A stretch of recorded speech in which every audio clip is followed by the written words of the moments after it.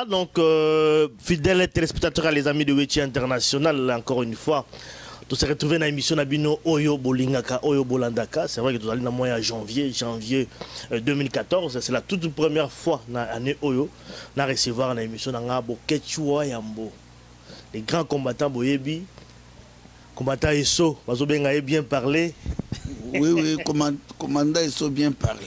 Bien parlé, c'est vrai que comme on est comme au Tamboula, voilà, c'est vraiment la toute première émission. Il y a qu'on se retrouver dans Bango, Boyebi, tant tout ça dans Bango. Ils allaient prendre un peu, parler sur l'actualité, commenter un tout peu dans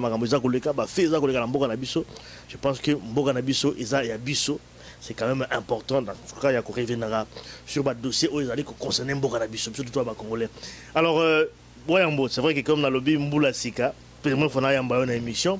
Il est d'abord pour nous. Oui, merci Mingi, Papa Alimia Mongala. Nzambe Apambolayo, parce que site Nabiso télévision Nabiso, il y a les amis de Witch contribué trop dans Bitombo, tout ça au Bunda, surtout yo, Nakata Poto, surtout dans beaucoup à Belgique, pour nous laisser message partout dans le monde. Donc, ngai na remercier kaka Nzambe ya Congo, pour Nzambe ya Congo, atene biso to biso misato, nande ko biso Léon, to botama ba Congolais, pour to batela mabeli wana. Mabeli wana eza mabeli na biso Nzambe, to sengi yo pardon na o nyonso na ndenge to pesaki yo mo Congo. To kanisa ki to bimi libanda na Europe nde paradis ezali awa, ok, paradis ezande na Congo. Lelo mboka na biso toza na occupation un petit pays na complicité à ba Belge, ya ba Louis Michel, ba André Flao, ba Joël Miquet, ba Wallon, ba to ba nyokola biso plus de 132 ans au toza na ngolelo. Oh le bazone ko la biso mboka na biso les en occupation ya rwandaise, ougandaise, burundaise.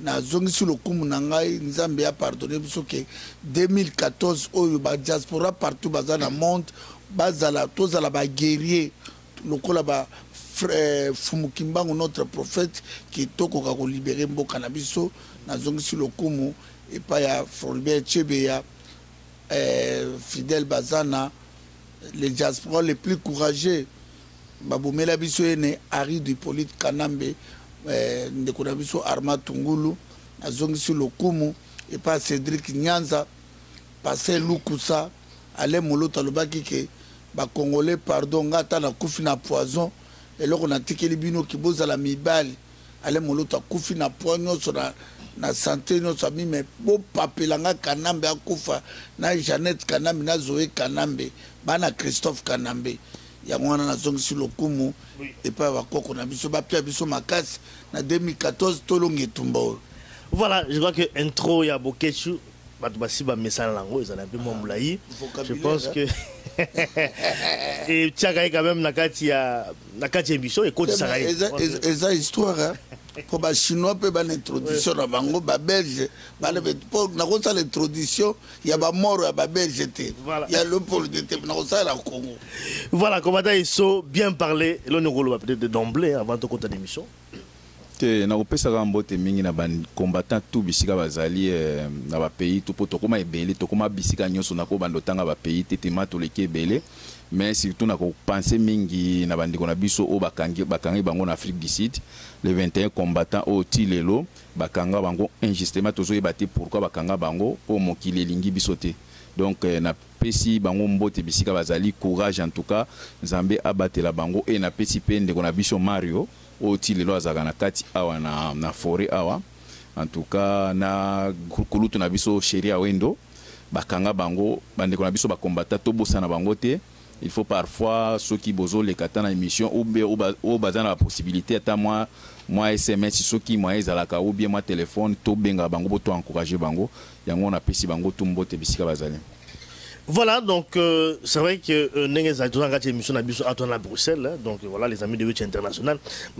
Sans oublier tout ça, awa, na site pas ya Hermen Kaba, Ashkanama Tongue, et moi me chira na biso eza lek na biso Kadhafi, yene mutape ce espace pour tout ça la émission janvier 2014. Voilà, donc Nena Lobby Awa Magamoloba Ezali Ebele, notamment sur suite disons il y a enquête oyo ya liwa ya Mamadou Ndala tokolobenga pe kolobela également perquisition oyo et salemi na domaine donc boyebi à John Numbi va sali perquisition pour la toute première fois également tomenga pe également le CD oyo Bokechwa Yambo Abimisi hommage à Alain Moloto et puis pourquoi pas qu'on parle également sur marche oyo kozala organisé à la Katia Bruxelles. Première question auto bandana donc premier dossier ezali par rapport à perquisition na domaine parce qu'ils ont vraiment un domaine moyen mené ils allaient faire maintenant des balobi ba perquisitionner na et pas John Numbi na habité bino bozana biso awa nangi commander so bien parler suffo robana par rapport à la perquisition apparemment tout le monde qui m'a comme bouger parce que bolobela beaucoup bing awa liwa ya Floribert Chebeya et puis bon comme on a vraiment cité donc un assassinat voilà mais bon finalement aujourd'hui apparemment le gouvernement a eu des mesures mususu pour la finalement parce que quand on parle déjà de perquisition et qui va biloko bango ba kutikuna ba armes tout ça on parle même ba rebelle oyo ba katakata donc il y a katanga apparemment ba retrouver bango mais bon voilà il faut quand même qu'on vérifie qu'il y a vraiment cette information donc ça bouge quand même un tout petit peu na habité lo nous par rapport à perquisition wana eza déjà kolakisa déjà identité ya Kanambe ke aza mutu moko ba koperaka na ete mutu moko ba traitaka na ete ye moko mutu atindaka batu atindaka ba congolais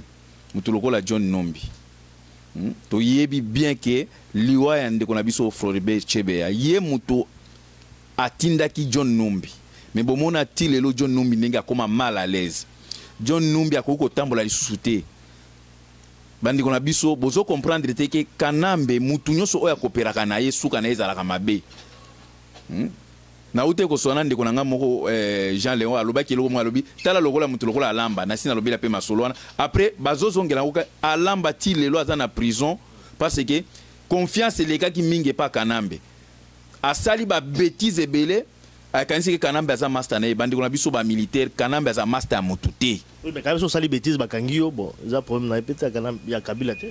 Bon, je ne pense pas que aye azana droit kanga mutu te parce que ba bêtise oyo bakangi pété apparemment bon ba massacre ba massacre au Kanambe azo sala hein ye mutu azo commandité tout omoni azo tindaka ba congolais azo tindika bango lokola ba bouchon azo tindika bango bino bobomaka na suka kangi achio pembeni oyebi histoire moko baloba keso okuti nguma na kati ya libulu ko bimisa ete soki obimisi etanga obima nzala akosinga kaki ali ayo Kanambe tellement abomi ebele akomi siko kotala nzinga na yeba nani bakomi ba dangereux parmi ba dangereux le John Numbi akomi dangereux pas Kanambe c'est-à-dire tant dangereux c'est par rapport à quoi John Numbi pas monique ba sacrifier pas Kanambe ti Kanambe a sacrifié ye hein kopo basalaki batindaki ye mwana bitinda yo boma après avoir ko boma Kanambe lelo ti abomba na kana sima komba John Numbi nde bima liboso soki oke na lae bayebi Kanambe te hein bazo zélande John Numbi po bakanga ye abimisa nanya bomba na sima na ye mais John Numbi quelque part akomi komona ke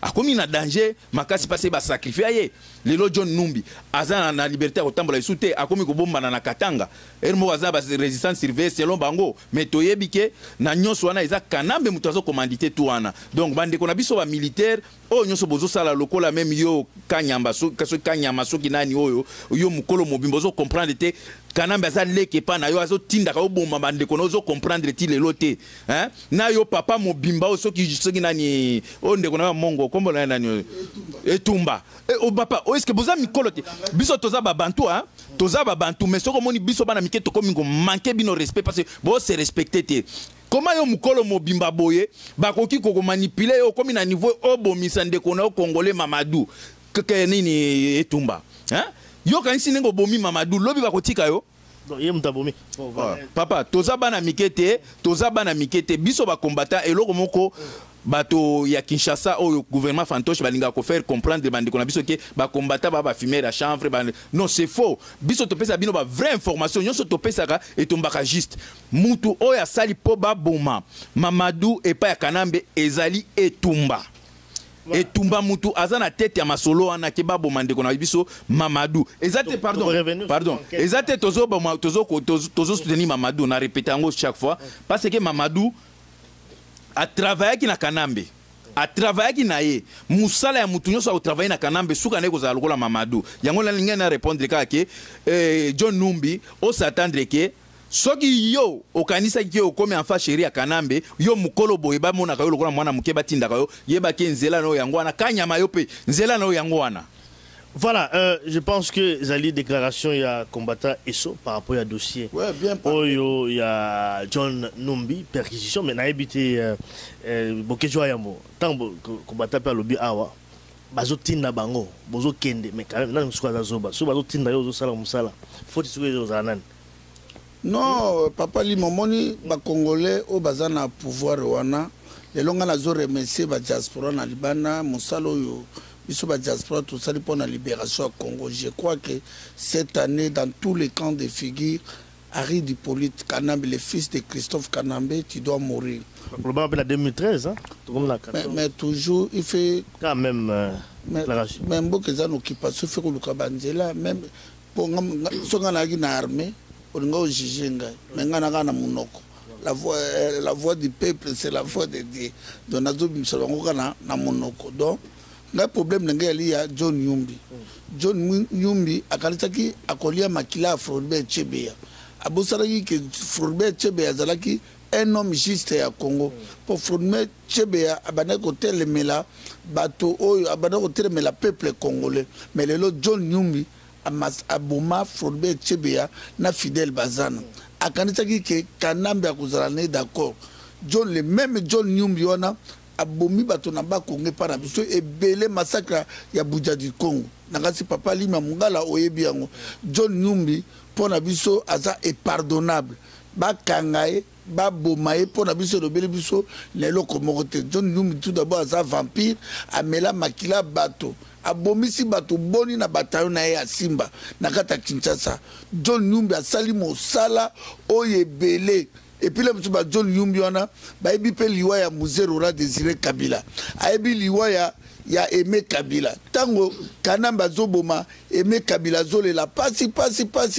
Tango amoni John Nyumbi papa leki nayo tikinga John Nyumbi baka Kanamba boma Aimé Kabila. Ona za ya no zo manke mais lelo ye moka zo mo lelo makambo oyeli do pona ngai John Nyumbi kufa azalon vie et talibisote problème na biso yali na John Nyumbi na ba Kanambe na bango nyonso to chasser bango na Congo pour Congo ezonga na maboko na biso donc en bref il kamunga na koloba ya John Nyumbi ngwana ko bakisaka ndeko ya ndeko na biso lobi ya Mamadou pona commandant so bien parler lobby bon Mamadou azalaki congolais ayako sa na armée congolaise OK ato samibeko na ndenge mboka za occupation mais na quelque part Mamadou a défendre qui ba mama défendre qui mboka a sala qui mosala ne même ne tumba abanda ko lobana tumba bo fara ba généraux to moni na tango ba balinga ba zongisa Mamadou na kitasa population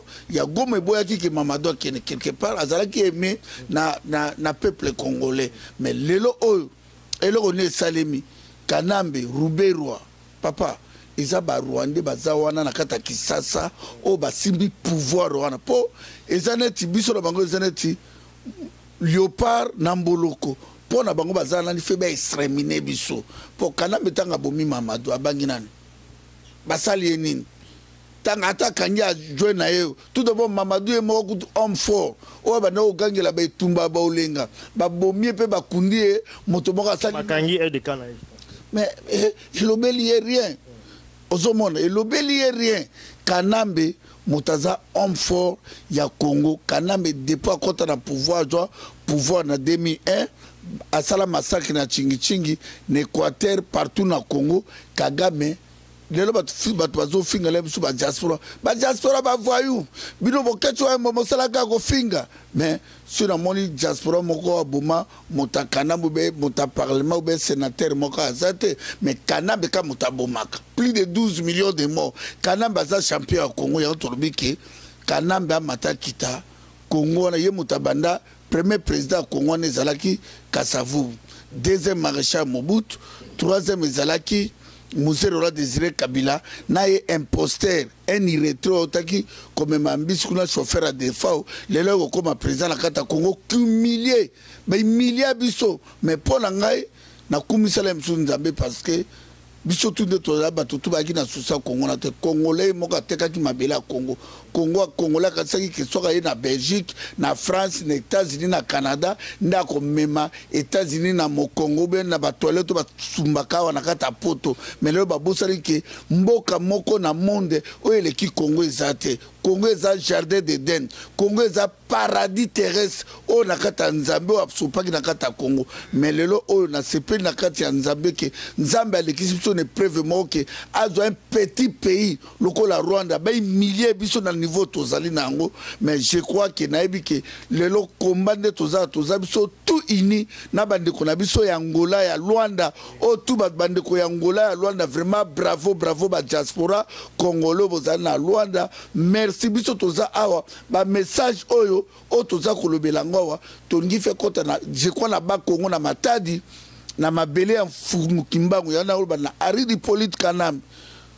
Toi tu crois vraiment que na nengo zawa na okoma Congo na 1997 toi tu crois que oko diviser mboka Kimbangu il faut toi ba histoire mboka wana za na prophète nango alali na kamba apolate bamboma yete prophète suke botaka manzake botabo Congo chaque nation eza na histoire nango yango tolobi ke ba we nyonso o ba koko na biso o ba bomaki bango na tango Leopold D na oya lelo na tanga Kagame na Museveni na ba Ruberwa bo pia biso ba diaspora makasi libération ekoya ya on abi ke John Numba kufa edika ya Mamadou Ndala akufa bakufa te notre objectif est to libérer mboka la biso. Voilà, avant peut-être on pause, c'est pas bon non, on prend une pause. Na linga kina loba parce que wayamba uti koloba eloko moko ana ki alobi makambo paradis. Que Congo eza paradis terrestre na sepeli makasi parce que wana kena na makambo ya Nzambe. Bandeko na biso boye ba ke biso ba combattant pe to priaka ezate parce que bomona ki to lobaka soki to ataka ba pasteur o ba ko déformer évangile. Bato ba mimi évangile à Christ et komi fond de commerce na bango. Et loko moko bandeko ba pasteur ba bossa na kapase omoni congolais chaque fois bazaka soki ba memeli loko moko boye aleka quand même mutu oyo amemeli loko wana okomona même na koya na makamba pasteur okomona même na bandeko na biso balata bilamba ne ba benga ba saper okomona ninga lati bilamba ngo alati yango na ninga mabe na même moto oyo atongi elambango soki atali azo regretter bi moto alati yango nini donc congolais linga kozwa ngo na excès bato o ba memela biso parole ya Nzambe na kati ya nini évangile oyo ya pentecôtiste ils sont américains. Jimmy Schwagar, si je ne me trompe pas, na ba Renard Bonker. Bango ba memela biso évangile wana. Vous comprenez? Ba sala ki mabete, ba memela ki parole à Christ. Mais et comme na Congo, après ce qu'on otali bien, na bango moko ba américain. Voilà, de côté de ça. On a zebi là on a ninga. Bango moko ba américain, ba prêter serment du colo la Bible. Ceux qui vont prêter seulement l'icolo la Bible bazu penza boye bati loboko mais baza ba défenseur minene ya mboka na bango sakani penza boye babaluseli manduki batiaka Bible pembeni mais okomona na Congo ba pasteur bazola lisaka peuple ke Nzambe akosala mais ba américain o ba memela biso liloba wana bango batiaka Bible mais soki likamboye ba tei manduki mais ba pasteur na biso o baza na Congo ba aventurer bazotia Nzambe akosala te asia kela mokili Nzambe afandi na se reposer et sengeli peuple botelema pona ba droit na bino. Voilà, tous on pose muke et puis tu revenir na kati émission na biso. Papa Lima Mongala. Ah papa Mongala.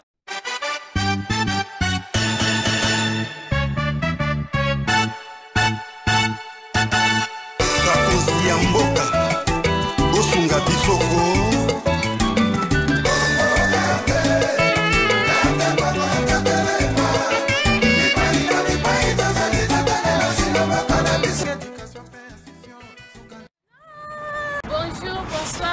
les amis de Wetinion surtout na Congo, na Kinshasa, na Poto, na Mikili, na Mboka, on a surtout donc bonsoir, bonne année, ma meilleure fée na bino la 2014 année asika yango masolo c'est bandi. Animatrice les amis de Wetinion yemo na kati ya masolo donc yé ya bandi. On va mona na bino. Ali me mongala ba message ya ka di diable. On mona na bino mais yemo ko animatrice yé na kati ya masolo.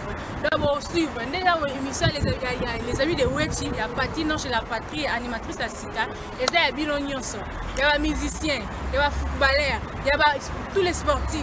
ba chanteuse ya religieux ya nyonso tu oto bengaka ya mokili bolimbisaka na moana donc eza ya nyonso tu donc ming moi néerlandais vous comprenez patino chez la patrie bokanga kombo wana bien ming patino chez la patrie donc ik ben Patricia non chez la patria ik ben kom met Congo mais na yebi makambo Congo mingi filho vamos guardar este filme vai escutar tudo as coisas que eu vou falar é pro voto bem vamos guardar as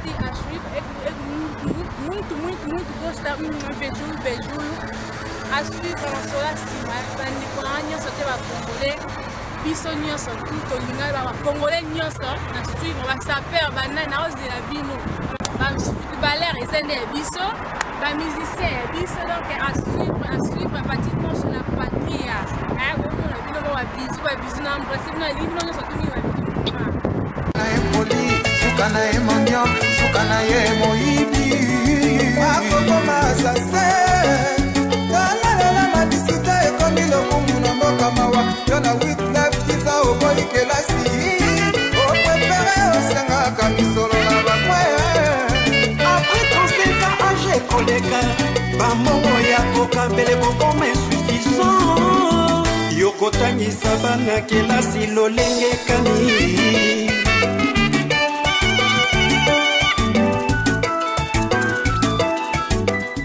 Voilà, tozongi na kati ya émission na biso avec ba combattant vous en mona bokechwa yambo et combattant Esso bien parlé. Bah, avant peut-être au côté dans le dossier Moussou, na quand même dans le dossier à Mamadou Mamadou Ndala, c'est vrai que l'enquête quand même a avancé, toujours quand même suspect belé pour dire quand même que voilà, l'ambo na biso juste quand même ça fonctionner, bah ça quand même que vraiment bah dossier on a avancé et puis que bah commanditaire en tout cas assassinat on a en tout cas traduit devant donc la justice. Alors on a évité combattant Esso par rapport à l'enquête on a l'onu beaucoup koloba.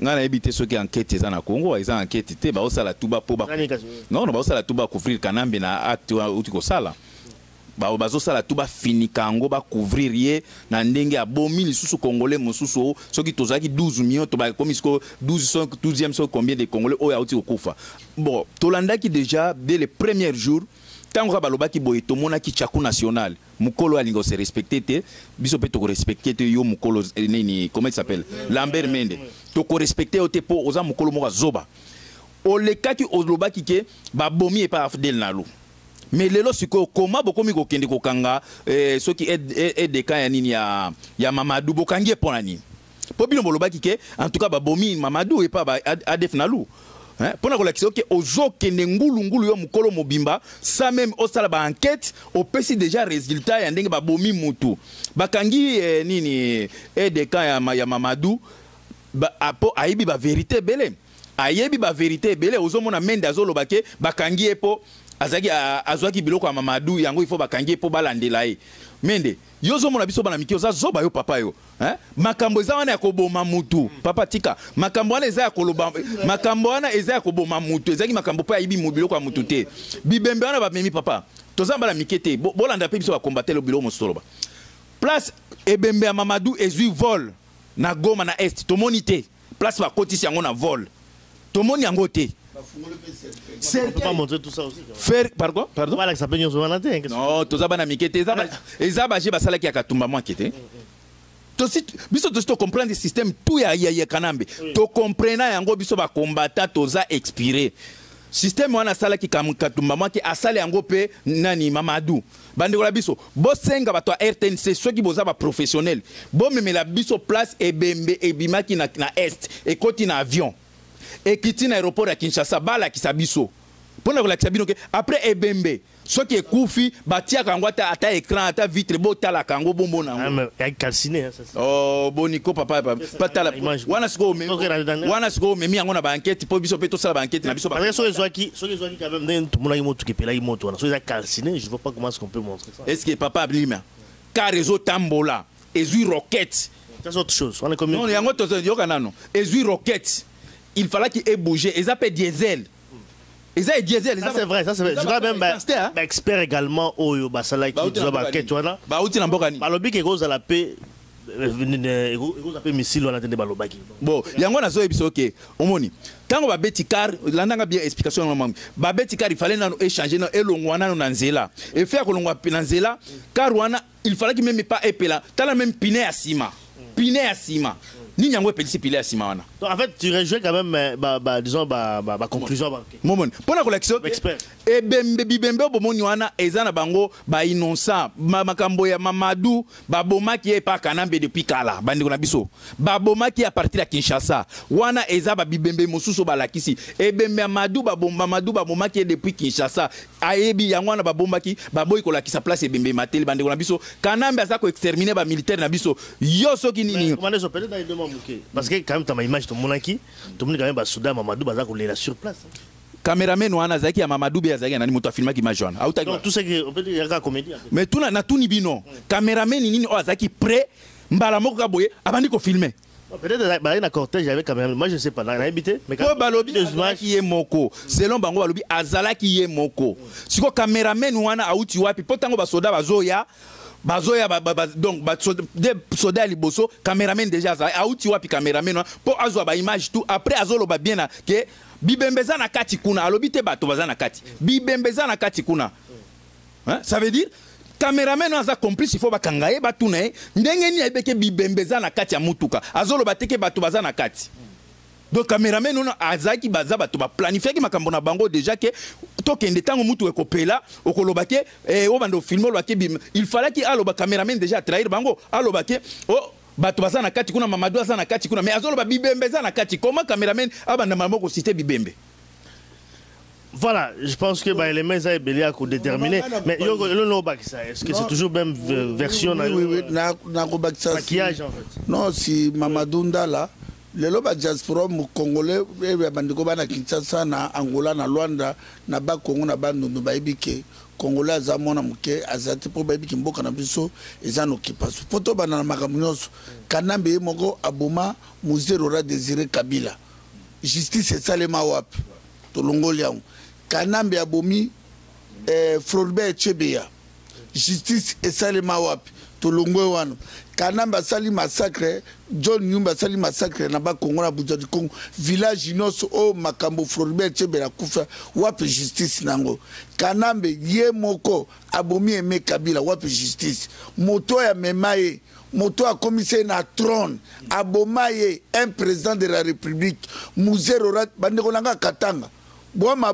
obe boba nini lelo bina bandeko ya katanga lelo pe bo protégeaka mona Christophe Kanambe bandeko nanga katanga lelo tomoni lelo bana ya Muzero ra Désiré Kabila o bakanga ye na Afrique du Sud nani ndeko nanga nani komone nani Etienne Kabila bana ya Kabila sola ni Emmanuel Kabila na o mususu to kufa na John na Kodi na Gabon Aimé Kabila akufa yo mutu babomeli yo lekino ya mwasi okanga bato wana te mais juste donc Kabila botaka bala misato Jeannette Kanambe oyo elongoka mukomboso na Zoé Kanambe atiki suke bele beloka Cheske Mariona Sinatra oyo Trioma Jesse mon frère tozaba na mikete makambo tu oyo ezolekana na Kanambe justice moko etaki mboka eza na occupation ezala bakengo bamokolo pombo ba obe minaku ba généraux tout baza na nsima bamona lelo ke Mamadou Ndala kufi justice moko mpe ekosalema te Mbunjama bakufa justice moko esalema te donc totia motema na justice etaki Kanambe azodirige Congo te tozala bomoko bino basoda nayebi te so bozwa bacivile bokoyoka biso toyebi te so towana basoda soki bokontinue ka ndenge wana Kanambe akosisa bino tout na kati ya Kinshasa. Voilà, c'est vrai, nayebi te so ça va peut-être mpona koavancer te nalingai nalobela boye na Amisi Tango Fort naza ndeko na Manyema oza moto ya Manyema oyo aza moto ya Manyema Tango Fort soki osali attention te nga moto na koboma na yebisi nga mutu na koboma yo C'est direct comme ça. Nazo ebisa yo. Soki osala attention te. Nga mutu na koboma yo tango fort. Exemple ubande pe nga pe na mutu amanyema. Nga mutu na koboma yo kokanisa te oza kokokanisa na fonction de na lobi hein. Azo jouer rôle à munene. Rôle à munene ya tango fort na sala wana. Bato penza na ba John Numbi Kabila check bango pembeni. Bango nde bazo batipani ba longoli na fonction parce que ayebi ye mutu asala kitu azo akende koteka ba arme te abande ko memela M23 ba arme uti pa Kanambe ake ko livrer yango pa ya M23 tango ba to batimbeli balatio atekaki mutu atekaki ba arme azo tambola librement ndengwana après un rapport à Nations Unies mutu ba cité quand même comme bon OK soki ba cité vente on parle de vente ba arme soki ba cité ye hein quand on dit que ba vente à armes ça qui c'est ba tonne na ba tonne jugement est salé mais wapi tandis que Koutino balobi ke azaki na ba arme yango pe to monate ti lelo to monane ba sambisa e ba 700 ou 10 ans ye anini comment il s'appelle Tango Fort jugement est salama na mboka nini muto ateki des tonnes et des tonnes yo moko lobi ke communauté internationale hein baloba est-ce que ba salele yango wapi pona ko biso ke ba tutu o bazana kati ya mafia Kanambe azako protéger bango na ndenge blague te Tango Fort azotambola na mususu ki liwanga soki nani soki liwanga wana tala biso ba civil toko boma bino voilà commandant so mais toujours que mais tout le bien même qui cédé na yobimsaki hommage à Alain Moloto et puis ko le bien marche aux alakati à Bruxelles awa ya munene ya ba combattant par rapport d'abord ya cédé et puis marche à Souka. Oui, merci mingi papa Limia ya ngomoni ke yo ozara très nécessaire na kata bituma na biso tozo bunda ndeka tozangai wayambo Alimia Mungala na commandé so bien parler. Donc album ya single ya papa Alain Moloto bimi programme nommé Zali le 14 dans la conférence ya munene ba diaspora ya Londres ya France ya Allemagne partout tozo benga bino kiboya awa na conférence Zali awa a vampire naba les vampires ABS Media Demo Congo te tokotika yote na bapaya aussi bobomi 12 millions de morts Congo mboka ya bakoko na biso Congo mboka tozwaka lipanda tozwaka na Congo lelo bamemeli biso corsetation to banda e banaka na porte na mine ndenge bazo porte na mine tina union européenne ndenge basali yango tozo senga na bato nyonso bande ko bomona marche munene lekaki le 21 décembre na Paris to yaki plus de 7000 à 8000 ya tozo senga bande ko makambo yo eza sur likambo boketu wa ya mbote bomoni lelo na leki na gangi te parce que suna komi ko mata Attention, attention, mouté comme ko beta likola kanda. Ce peut rabina kufava. Boko olelanga lisusu na boki boku ndanga na mabelo ya malili na kanga moka makako na seku na ya frigo.